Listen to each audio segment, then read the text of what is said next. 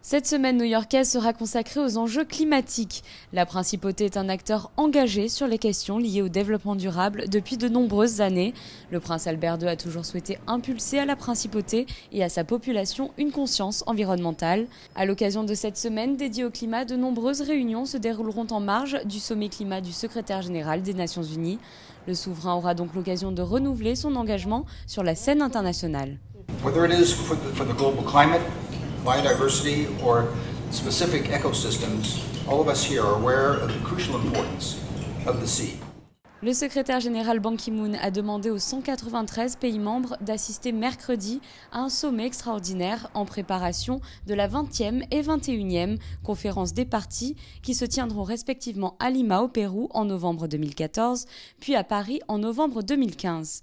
On attend entre 120 et 130 chefs d'État et de gouvernement. Ça sera une des plus importantes réunions à ce niveau qu'aura connu l'ONU ces 20 dernières années.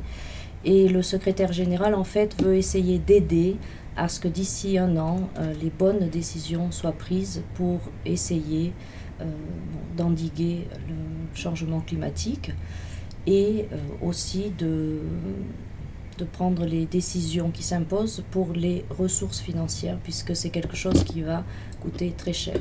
Maintenant, il faut savoir que rien ne pourra se faire sans la participation du secteur privé. Donc ce sommet a ce site particulier que les chefs d'État auront la possibilité de faire des annonces nationales, mais auront également beaucoup d'interactions avec le secteur privé.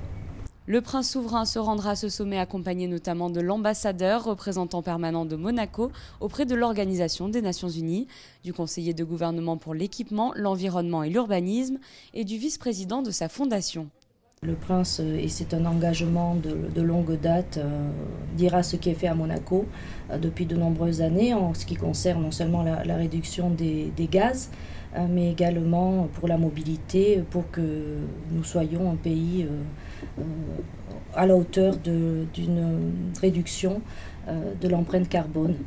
Et puis également notre solidarité pour la participation au Fonds vert. Mais pour débuter cette série de réunions, le prince Albert II s'est rendu dès ce dimanche à un dîner des Oceans Elders dont il est membre.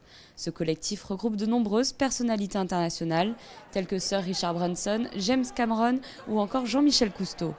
Leur ambition est de lutter pour la préservation des océans, l'une des actions phares de la politique environnementale de la principauté.